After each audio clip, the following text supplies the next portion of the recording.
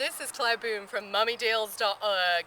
It is fall. It's time to get out those high boots, put on the scarf and get ready for fall.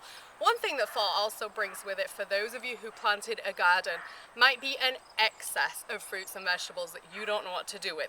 For example, take a look at my squash. Yeah, I had to start poking this through my garden fence because I didn't know what else to do with it.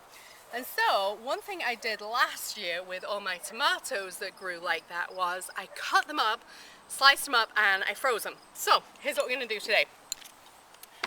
Just grab all the tomatoes you can, the ones that you know full well you're not going to use.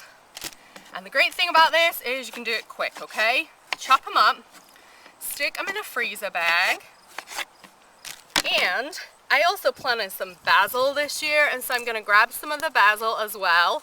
Of course you would have washed it off, and we're not doing that right now. Cut it up real thin. Really little tiny pieces. Throw that in the bag as well, and here's why. Because you end up with a bag like this that you can stick in the freezer. This is what you're going to make tomato soup of throughout the winter.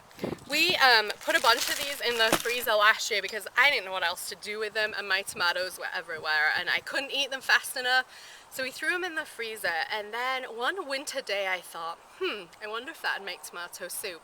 Pulled it out of the freezer, stuck it on the stove with a little tin of tomato paste, and waited for about an hour until it was going. You could also do it in the crock pot. Of course, I have a recipe for that I'll link in. And then over in about an hour's time, we blended it with the blender and had tomato soup.